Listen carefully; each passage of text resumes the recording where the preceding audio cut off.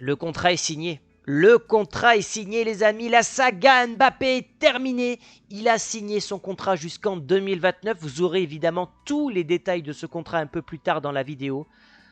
Waouh, c'est dingue. On ne réalise pas. Alors évidemment, je sais qu'il y a beaucoup de mécontents par rapport à Mbappé, des gens qui n'ont pas digéré l'événement de 2022. Je peux le comprendre. Maintenant, je suis un média qui parle de l'actualité du Real Madrid. L'actualité du Real en ce moment, c'est Kylian Mbappé. Et donc, je suis obligé d'en parler. C'est un sujet qui vous plaît énormément. Je le vois en termes de vues, en termes de likes. La communauté reste divisée. Je le vois dans les commentaires. Il y a toujours les pro-Haaland, les pro-Mbappé. Ça se bataille, il va détruire le vestiaire, etc. Je vois tous vos commentaires, ne vous inquiétez pas. Maintenant, mon rôle, c'est de vous parler de toute l'actualité du Real Madrid. Et aujourd'hui, dans l'actualité du Real Madrid, on va parler de plusieurs choses. Parce que j'ai changé ma façon de travailler. On va parler de la presse, parce que c'est la petite habitude pour commencer les vidéos. Mais on va commencer par le sujet principal dès le début de la vidéo. Pour pas vous faire attendre 7-8 minutes. Voilà, en direct, vous aurez du Mbappé. On parlera ensuite de Zidane et de Xabi Alonso. Ils ne sont pas aujourd'hui au Real Madrid, mais selon moi, ils font partie de l'univers Real Madrid. Ils ont été anciens joueurs, anciens entraîneurs.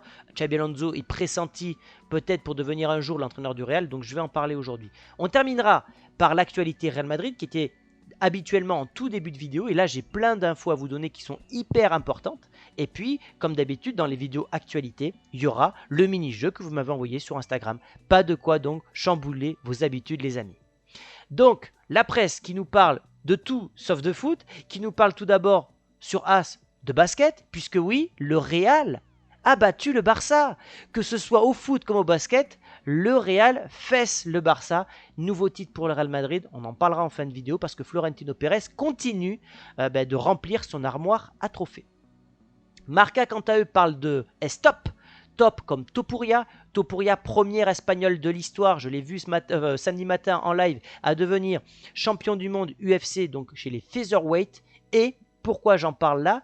Parce qu'il y risque d'y avoir un événement du côté du Bernabéu cette année, puisque le Real veut diversifier ses revenus, le Real veut créer des événements dans le Bernabéu, et on pourrait avoir un UFC à Madrid, dans le Santiago Bernabéu. Ça serait absolument incroyable.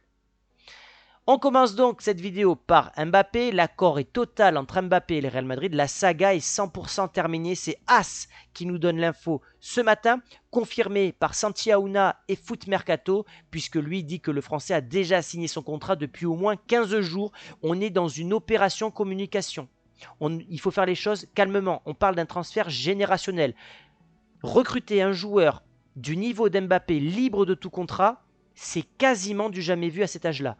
Messi a quitté le Barça librement pour le PSG, mais on parlait d'un joueur qui avait plus de 30 ans.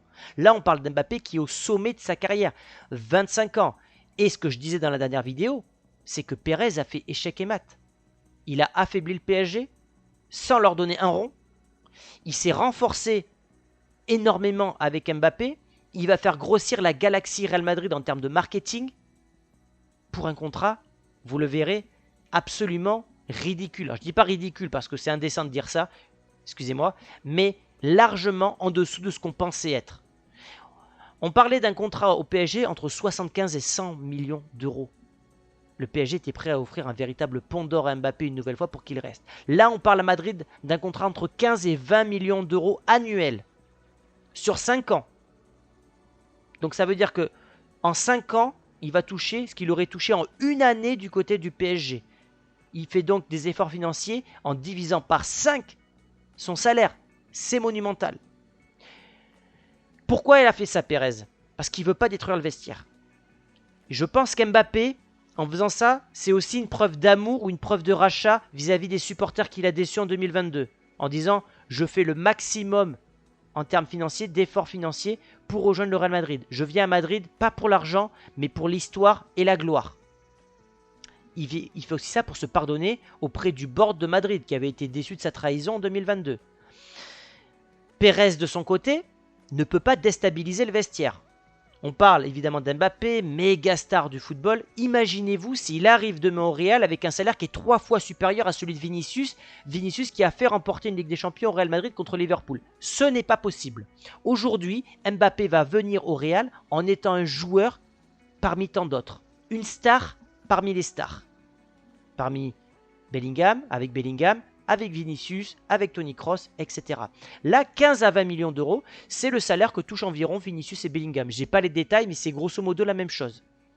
50 millions de primes à la signature, c'est pas beaucoup par rapport aux chiffres qu'on entend parler depuis des années. On entendait 120, 150, 200 millions de primes à la signature. Non, 50 millions. Donc Mbappé va toucher son salaire que je vous ai affiché. Et soit il touchera la prime d'un coup, soit elle sera divisée sur 5 ans. Donc peut-être 20 millions d'euros de salaire plus 10 millions de primes chaque année pendant 5 ans. Voilà, c'est un véritable braquage digne de la Casa de Papel puisque j'ai pas souvenir d'avoir, enfin que le Real et que même d'autres clubs aient recruté un joueur aussi important, libre de tout contrat, comme ça. Et dans les plus gros contrats, les plus gros transferts réalisés par Pérez, on peut dire Kroos, parce qu'aux yeux de Pérez, c'est Kroos qui fait partie du meilleur transfert de son histoire à Pérez. Il y a Thibaut Courtois qui a été recruté comme Toni Kroos vers 30 millions d'euros, je crois, c'était vers les 30 millions d'euros. Et là, Mbappé, 25 ans, libre de tout contrat, on peut parler peut-être du plus gros coup réalisé par Florentino Pérez pendant toutes ces années en tant que président du Real Madrid. Impressionnant. Et donc ce minot que vous voyez sur la photo, Mbappé, qui jouait à l'âge de 13 ans au Real Madrid avec Achraf Hakimi, vous pouvez voir, il y a écrit Achraf, va donc porter la tunique dès le mois de juillet prochain. Je ne vous dis pas, les débriefs des matchs amicaux lors de la tournée aux États-Unis, ça va être la folie. On sera présent à 3 h du matin, mais on verra les premiers pas d'Mbappé, ça va être le feu. Évidemment, je sais que c'est un débat qui fait rage dans les commentaires. Il y a beaucoup d'abonnés qui ne sont pas contents de la venue d'Mbappé, mais voilà, moi je suis un média qui parle du Real. Aujourd'hui, l'actualité, c'est Mbappé depuis une semaine, je suis obligé d'en parler. Que ça vous plaise ou pas, vous avez l'espace commentaire pour en débattre, toujours dans le respect s'il vous plaît, mais c'est généralement le cas. Moi aussi, à un moment, j'aurais voulu Haaland, mais voilà, il faut savoir dire adieu à Haaland. Et il va falloir accepter Mbappé qui a fait un effort de son côté. Et je veux pas non plus qu'Mbappé soit accueilli sous les sifflets, sous les insultes. Voilà, le Real Madrid est trop grand pour, je parle au niveau des supporters, hein, pour en venir à siffler, voire insulter un joueur. Voilà, donc évidemment, peut-être qu'il y aura une période d'adaptation dans le cœur des supporters, mais je pense qu'il fera tous les efforts parce qu'il parle espagnol, parce qu'il fera de la communication anti-Barça, etc. Je sais qu'Mbappé est malin et je sais qu'il s'adaptera bien au Real Madrid. On passe désormais au dossier Zidane. Alors Zidane ne fait plus partie du Real Madrid, mais à l'instar de Xabi Alonso dont on parlera juste après, il fait partie de l'univers Real Madrid, donc je vais en parler rapidement aujourd'hui. Il a été contacté selon le Corriere dello Sport et Foot Mercato pour remplacer Tuchel. Pour moi, ça serait extraordinaire. Zidane est très difficile, c'est-à-dire qu'il veut la Juve, il veut l'équipe de France, il veut le Real, mais c'est tout. Il veut pas aller en Angleterre parce qu'il parle pas l'anglais, mais j'avoue que le Bayern, ça me hype. J'aimerais qu'il aille au Bayern Munich parce que c'est une maison football qui est ultra réputée, c'est peut-être top 3 dans l'histoire du football, parce qu'il y a quelque chose à reconstruire derrière, parce qu'on arrive en fin de cycle du côté du Bayern Munich. Je ne sais pas si lui voudra y aller parce qu'il ne parle pas l'allemand, mais on voit que Xabi Alonso, vous allez me dire, Xabi Alonso, il a joué au Bayern. Il a joué au Bayern puisque vous le voyez, il était allé rendre visite au Bayern à Pep Guardiola et à Xabi Alonso à l'époque. Mais j'avoue que Zidane au Bayern, ça aurait vraiment de la gueule et j'aimerais le voir signer là-bas. En fan de Zidane, je me dis que Bayern-Zidane, ça peut vraiment, vraiment bien matcher. En tout cas, je l'espère. On passe à Xabi Alonso, puisque la transition est toute faite. 32 matchs en étant invaincus avec le Bayer Leverkusen. Ils ont égalé, je crois, le record de Bayern Munich. Stat à vérifier, je ne suis pas sûr, mais en tout cas, large avance en Bundesliga. Toujours invaincu, c'est la seule équipe en fait dans le top 5 européen qui est invaincue. Le travail que fait Xabi Alonso qui récupère l'an passé les Leverkusen alors qu'ils sont relégables pour les faire champions d'Allemagne potentiellement. Jamais les Leverkusen n'a été champion d'Allemagne dans son histoire. Je ne sais pas si on réalise la mesure de l'exploit du coach espagnol qui va se faire une carte monumentale sur son CV si c'est le cas. Et il pourrait quitter à la fin de saison en partant au sommet en disant écoutez, j'ai remporté la Coupe d'Allemagne, je suis allé en finale de la Coupe, de la C3, j'ai remporté la Bundesliga, vous ne l'aviez jamais remporté, je pars au sommet et je pars soit à Liverpool, soit au Bayern. C'est possible. C'est possible. Mais en tout cas, 8 points d'avance, peut-être même 9 si on compte les confrontations directes ou le goal average, je ne sais pas comment ça marche en Allemagne, mais voilà, il commence à y avoir un écart significatif qui me laisse penser que Leverkusen sera champion, sauf effondrement de dernière minute. On passe à l'actualité Real Madrid, les amis, avec les travaux de la station de métro du Santiago Bernabéu qui ont débuté. La station aura les couleurs du Real Madrid. Donc on va avoir la meilleure équipe du monde dans le meilleur stade du monde avec la meilleure station de métro au monde. Regardez-moi, cette station de métro ultra premium, évidemment à l'image du Real, évidemment à l'image du Bernabéu. Et le jour où ça sera fait, et le jour où je retournerai à Madrid, bah, je pense que dans mon vlog, parce qu'à chaque fois que je vais à Madrid, je fais des vlogs, bah, je vous partagerai cette nouvelle station, parce que bah, ça fait partie de l'ADN Real Madrid. En parlant de l'ADN Real Madrid, il y en a un qui est tout simplement monstrueux, il surnommé l'ordinateur, surnommé le sniper, surnommé le Kaiser, c'est Toni Kroos, 450 matchs sous les couleurs du Real Madrid. Vous le savez, c'est mon joueur préféré actuellement au Real. Prochaine étape, j'espère les 500, ça voudrait dire qu'il prolonge avec le Real, lui qui est en fin de contrat en 2024. Je ne le vois évidemment pas arrêter en si bon chemin. Rudiger, dans les bonnes nouvelles, devrait jouer contre Séville ce week-end si tout se passe comme prévu. Je rappelle que Camavinga sera absent, Carvajal sera absent, Bellingham sera absent. Il y a beaucoup d'absents côté Real et ce match peut être très important parce qu'en cas de victoire de Girone à San Mamés, eh ben, on n'aurait que 3 points d'avance face à Girone et de quoi relancer la Liga. Attention. Florentino Pérez, gagné et l'ADN du Real Madrid. Pourquoi? Parce que hier soir, le Real a donc vaincu le Barça en finale de la Copa del Rey. Le vestiaire du Real en photo avec Florentino Pérez. Pourquoi? Parce que quand tu es président du Real Madrid, tu es président du club de football et du club de basket. C'est une des particularités en Espagne. Et donc Pérez, voici son bilan. 60e titre comme président du Real Madrid. 33 avec l'équipe de foot, 27 avec l'équipe de basket.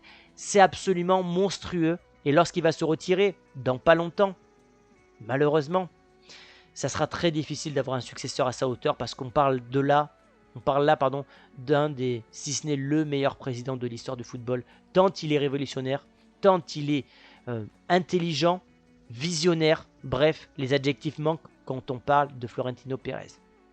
L'info est sortie cette semaine également. Achraf Hakimi, grand pote de Kylian Mbappé, voudrait quitter le PSG. Le club n'est pas vendeur et souhaite le prolonger. Le Real et City restent attentifs à la situation du Marocain. L'objectif de Madrid est de recruter un latéral droit à l'été 2025. Alors 2025, on nous parlait de Reece James, sauf que l'anglais se blesse constamment. Pourquoi pas un grand retour d'Achraf Hakimi? Je dis pas non, ça serait un profil ultra offensif comme Alphonso Davies, mais qui ne veut pas revoir Hakimi, joueur formé au Real, mais un des meilleurs latéraux droits en Europe. Il a peut-être des failles défensivement, mais ça reste un joueur ultra technique et ultra impressionnant. Et comme je le disais en début de vidéo, Dana White, donc dirigeant de l'UFC, est intéressé pour organiser un événement UFC au Santiago Bernabéu avec le combattant espagnol et géorgien Ilia Topuria. Et oui, parce que le Real Madrid, dans sa stratégie pour atteindre le milliard de revenus, je rappelle que l'an passé, le Real a généré 874 millions de revenus. L'objectif est d'atteindre le milliard. Et pour atteindre ce milliard, il va falloir diversifier les revenus. Il y a la billetterie, il y a la vente de maillots, il y a les tournées aux États-Unis. Mais tu peux encore diversifier en organisant des événements dans ton stade, des concerts, des matchs de tennis. On parlait à un moment de Rafael Nadal contre Federer. On parle, et je crois que c'est en 2025 ou en 2026, de la finale de NHL. J'espère aller la voir. Et maintenant, pourquoi pas, avec la nouvelle star, puisque c'est le premier champion espagnol UFC, organiser, le MMA est en train de grandir partout dans le monde, c'est un sport qui est très jeune, organiser un UFC au Santiago Bernabéu. Ça serait absolument incroyable devant 80 000 personnes. Alors là, je vous le dis, je suis fan du Real, je suis fan de MMA. Je peux vous dire que s'il y a un UFC à Madrid, c'est sûr que j'y vais. Alors là, c'est sûr, les amis. Voilà les amis, et on termine donc par le mini-jeu que vous m'aviez envoyé gentiment sur Instagram. On est bientôt 44 000. Et ouais, petit à petit, on trace notre chemin. On va aller atteindre les 50K. Et l'objectif final, c'est d'atteindre les 100K sur Instagram. Je dois choisir un joueur par ligne. Donc, première ligne, j'ai Vinicius, Mbappé, Haaland ou Kane. Ensuite, j'ai Salah, Lautaro, Osimhen, Rodrigo, Bernardo Silva ou Saka. Et ensuite, j'ai Son, Leao, Alvarez, Musiala, Foden, Coman. Moi, je vais prendre... Ah oui, c'est Alvarez, je pense. Ah oui, je vais prendre Foden tout en bas à 1 euro. J'adore Foden, joueur qui est totalement sous-coté, on n'en parle pas. J'adore, ultra technique, génie quand il était chez les très jeunes. Il est à 15 buts et 10 passes déjà cette année. Et il est vraiment incroyable. Donc je vais prendre Foden parce que j'aime beaucoup ce joueur. Ensuite, je vais prendre... donc Foden, je le mettrai à droite. À gauche, qui c'est que je peux mettre